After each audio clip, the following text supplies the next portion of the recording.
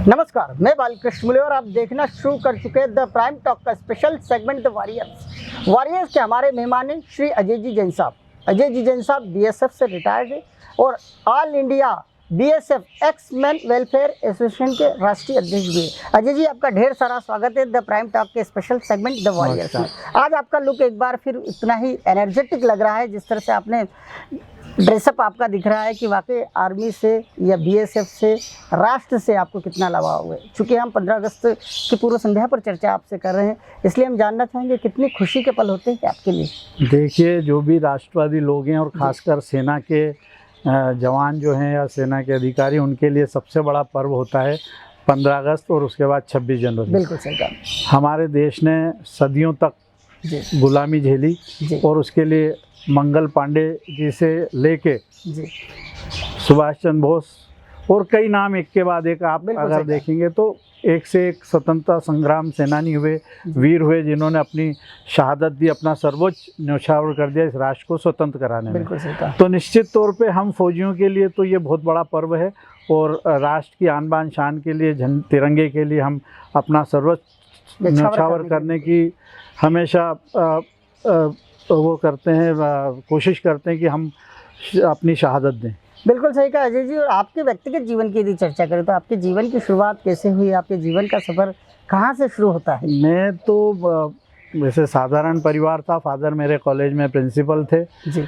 और बाद में वो प्राइवेट कॉलेज से गवर्नमेंट कॉलेज में शिफ्ट हो गए, तो उनका जहाँ ट्रांसफ़र होता रहा तो हम भी उनके साथ साथ पढ़ते रहे। पहले इंदौर से शुरुआत करी, सेंधवा गए, सेंधवा से फिर बढ़वा गए, बढ़वा से फिर हम दमोह गए, दमोह से खरगोन गए, खरगोन से झाबुआ। ऐसे मेरा टुकड़े टुकड़े में एजुकेशन होता गया और मैंने उन्हीं के देख रेख में बीकॉम किया, फिर लॉ किया जी। पर चूँकि कॉलेज टाइम से स्पोर्ट्स में था, मैं एनसीसी में था, तो एक दिल में भावना थी कि मैं भी राष्ट्र के लिए कुछ करूं या सेना में जाऊं।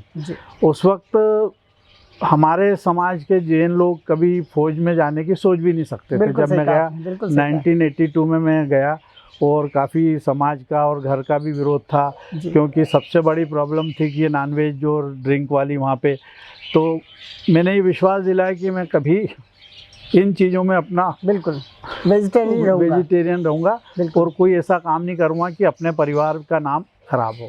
सबसे पहले पोस्टिंग की बात की जाए तो आपने जिस तरह से आर्मी ज्वाइन की, बीएसएफ ज्वाइन की, किस तरह की रही, कहाँ रही, कैसे आपके? मैं खरगोन कॉलेज में था, वहाँ से फिर मैंने इंटरव्यू दिया। टेकनपुर में हमारा इंटरव्यू हुआ था और उस ज़माने में करीब 16,000 लोग क्वालिफाई किए थे, उसमें से 25 पोस्ट थी और मैं बहुत भाग्यशाली था कि मैं उस 25 पोस्ट में मेरा भी सिलेक्शन हुआ 9वें नंबर पे। बिल्कुल, बहुत बड़ी बात। और चूँकि मैं खरगोन सरी के बैकवर्ड एरिया में से गया था, पर वहाँ पे दिल्ली और कलकत्ता या बड़ी बड़ी जो सिटी उस वक्त होती थी, बड़े बड़े कॉलेजेस के इंग्लिश मीडियम वाले बच्चे थे, लड़के थे हमारे साथ, पर प्रतिभा कभी छुपती नहीं, दबती नहीं है। मेरा सिलेक्शन हुआ और फिर मैंने टेकनपुर में अपना ट्रेनिंग पूरा किया जी।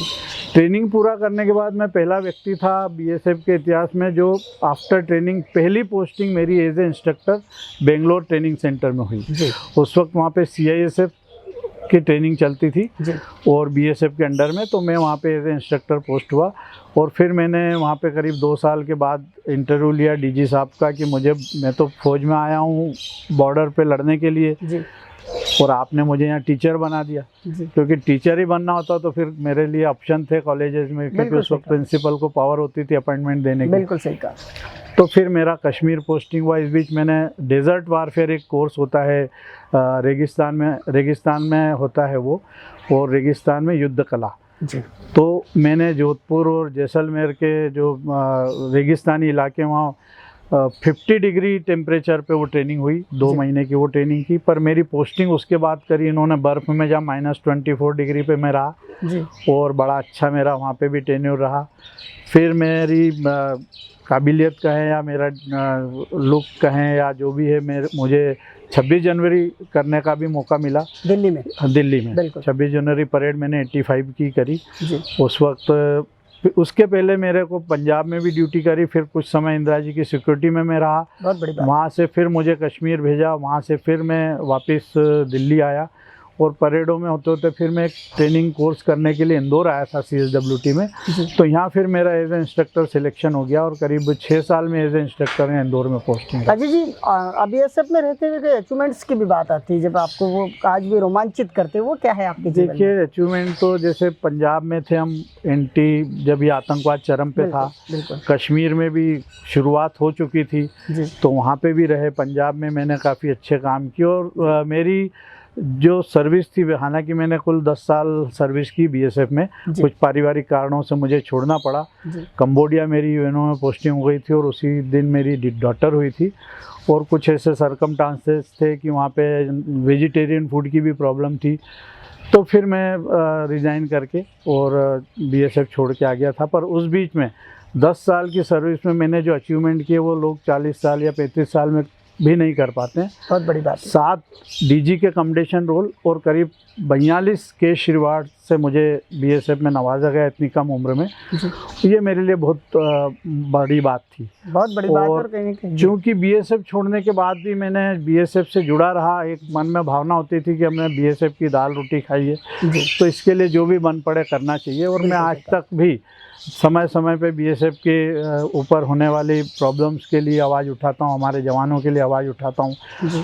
BSF ही नहीं, पैरामिलिट्री फोर्सेस में जितनी 5-6 फोर्सेस आती थी, अभी एक CRP के जवान को जब साउथ में अरेस्ट कर लिया था, मारा पीटी की थी कोरोना के टाइम पे, तो उसके लिए हमने पूरा राष्ट्रव्यापी मैंने ही शुरुआत करी थी और उसको बहुत अच्छा समर्थन भी मिला और बाद में उसके ऊपर कार्रवाई हुई और उसको छोड़ना पड़ा।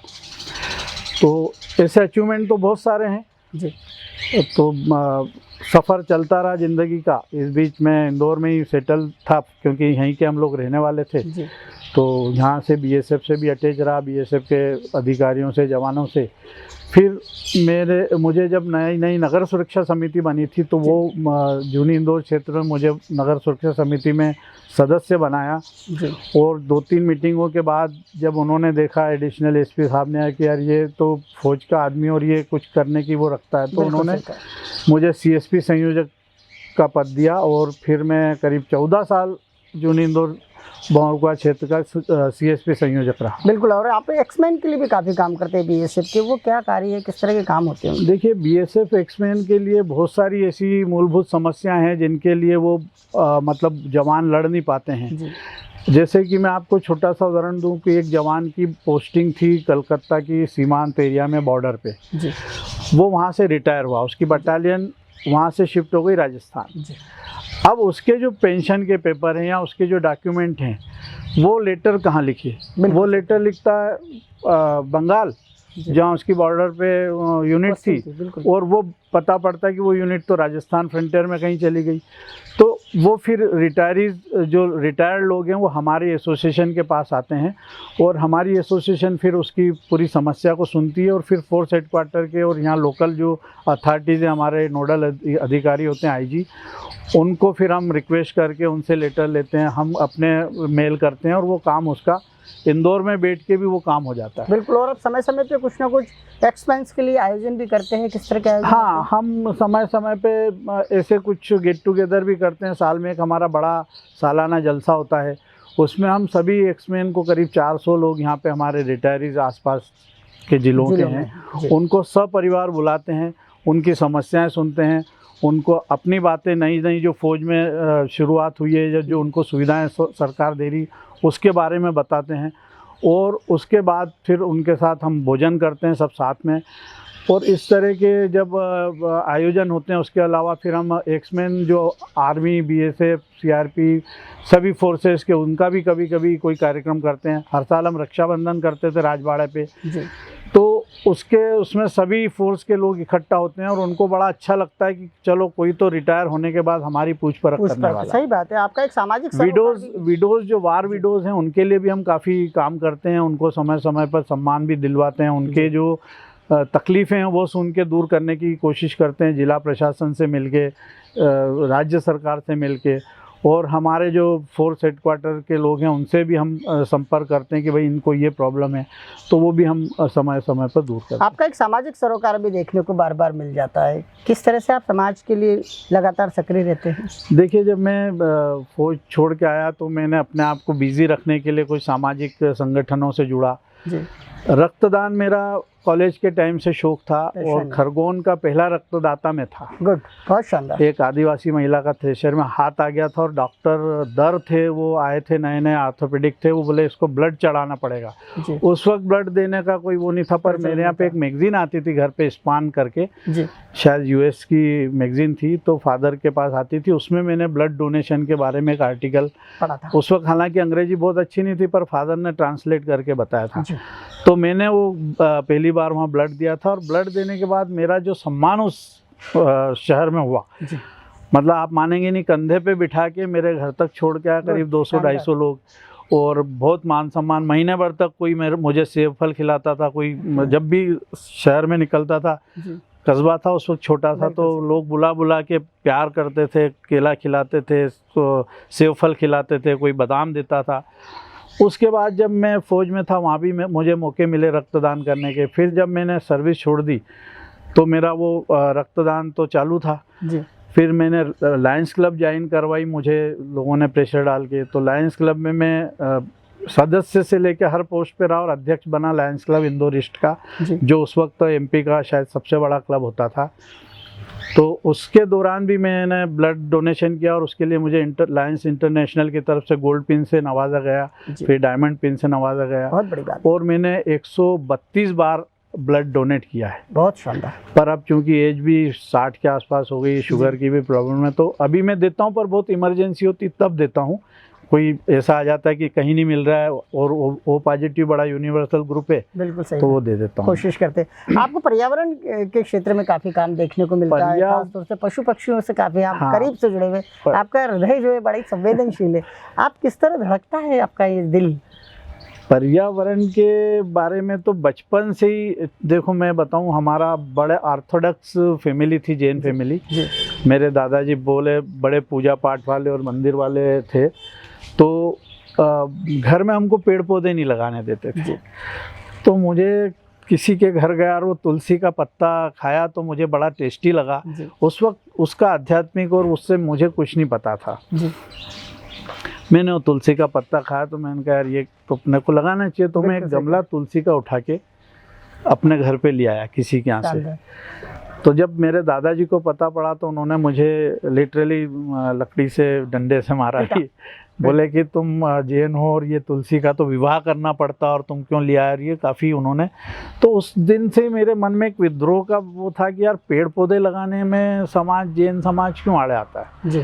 फिर मैं उस वक्त खान नदी बहुत साफ़ हुआ करती थी, ये बात मैं करीब 65 के आसपास या 67 की बता रहा हूँ, 1967 की। तो सर मेरा स्कूल था कलेक्टर ऑफिस के पीछे, छतरी बाग का स्कूल कहते थे, नंबर 3 या ऐसा कुछ था। तो हम सिलावटपुरा में रहते थे और वहाँ से हम वो खान नदी क्रॉस करके वहाँ आते थे। तो वहाँ पे एक बार खान नदी में हमने वो कपड़े की थैली होती थी, बस्ता कहते थे, तो बस्ते से मछलियाँ पकड़ी, बड़ा क्लियर पानी होता था, बस्ते से मछलियाँ पकड़ के और शाही की जो दवात की शाही ढोल के उसमें मछली के छोटे छोटे बच्चे घर ले आए। फिर दोबारा मार खाई हमने। तो फिर उस बीच फादर का पोस्टिंग सेंधवा हो गया, सेंधवा से बड़वा आए, तो तब तक मैं 8वीं 9वीं में आ गया। तो मेरी जिद थी कि मेरे को मछली पालना, मेरे को खरगोश पालना मेरे को। तो फादर मेरे को लालच देते थे कि अच्छा 8वीं में इतने % लाओगे तो तुमको फिश पार्ट देंगे, 9वीं में इतने लाओगे तो ये दे देंगे। तो ऐसे करते करते वो शौक़ बढ़ता रहा। कुछ फादर की तरफ से भी उनकी हेल्प रही मुझे। बहुत बढ़िया। संगीत का भी थोड़ा शौक़ था तो मेरे को हारमोनियम दिला दिया। फिर मैं ऐसे करते करते अपने सफ़र में बढ़ता रहा। कॉलेज में भी मैं काफ़ी एक्टिव रहा, ड्राइंग, पेंटिंग कंपटीशन और सारे कंपटीशन में लड़ता था।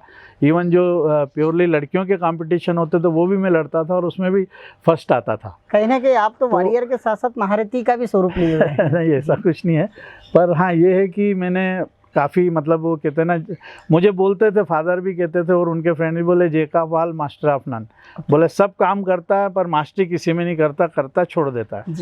तो वो एक सफ़र चलता रहा। फिर फ़ौज में कश्मीर में जब पोस्टिंग था तो जब मैं छुट्टी आया तो उन्होंने कहा कि यार आप आते वक्त मीठा नीम लेके आना। वहाँ पे कश्मीर में मीठा नीम नहीं होता था, कड़ी पत्ता। जी तो साउथ के ट्रूप्स को चाहिए रहता था हर चीज़ में। जी तो मैं खरगोन से जब वापस लौटा तो एक बैग भर के इतना बड़ा कड़ी पत्ता लेके गया। जी तो जिनके यहाँ से मैंने कड़ी पत्ता लिया उन्होंने मुझे कुछ बीज दिए उसके, जी बोले बेटा तुम वहाँ पे लगा देना। जी तो मैंने वो कड़ी पत्ते के बीज उधमपुर के पास हमारी एक फायरिंग रेंज थी, वहाँ पे हम शूटिंग की प्रैक्टिस करते थे, तो वहाँ मैंने वो कड़ी पत्ते के बीज लगाए। और मैं बड़े खुशी से कहता हूँ कि आज भी वो वहाँ पे कड़ी पत्ते का जंगल सा बन गया है और बीएसएफ के लोग उसकी देखभाल करते हैं और पूरे कश्मीर में वहाँ से कड़ी पत्ता सप्लाई होता है, ऐसा मुझे अभी किसी ने बताया। बिल्कुल, आपकी बातें सुनकर इतना आनंद आ रहा है, इतना अभिभूत हो रहा है कि एक व्यक्ति कितने गुणों को साध के अपने जीवन को आगे बढ़ा सकता है।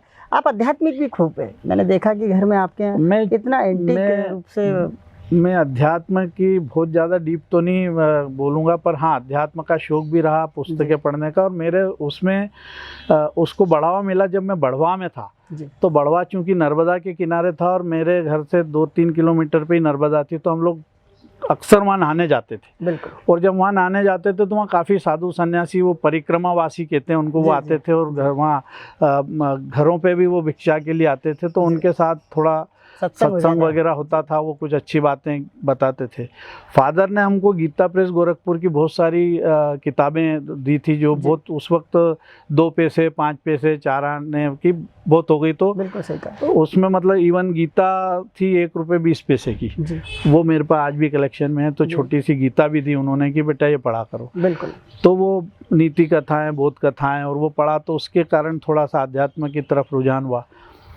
पर फिर जब मैं फौज में चले गया तो बिल्कुल कट ऑफ रहा और केवल नौकार मंत्र हमारे जैन का जो आता वो मैं बोलता था। बिल्कुल सही कहा। आपका एक सशक्त व्यक्तित्व है और कहीं ना कहीं जितना सशक्त व्यक्तित्व आपका दिख रहा है उससे ऐसा लगता है कि आप खेलों से जरूर काफ़ी करीब से जुड़े रहे होंगे। कौन कौन से खेल खेला करते थे? मैं कॉलेज टाइम में 5 टीमों को रिप्रेजेंट करता था। जी हॉकी, फुटबॉल, वॉलीबॉल, बास्केटबॉल और राइफल शूटिंग, क्योंकि एनसीसी में था। जी फौज में जब गए तो वहाँ पे आउटडोर गेम ही होते थे सारे, बिल्कुल सही। हॉकी, फुटबॉल और बास्केटबॉल वहाँ खेला मैं। और फिर फ्रंटियर की टीम में मैं सिलेक्ट हुआ, जम्मू कश्मीर फ्रंटियर में शूटिंग में। ओके। और मैं ऑल इंडिया जो अपने राइफल एसोसिएशन ऑफ इंडिया का लाइफ मेंबर भी हूँ। और अभी भी मैं पार्टिसिपेट करता हूँ शूटिंग, राइफल शूटिंग में या पिस्टल शूटिंग में। Okay okay. चलिए, अजय जी जैन साहब ने हमको ढेर सारी बातें बताई है और वो बातें कहीं ना कहीं हर व्यक्ति को आत्मसात कर लेना चाहिए। हालांकि अब ये मुझे लगता है संभव नहीं है।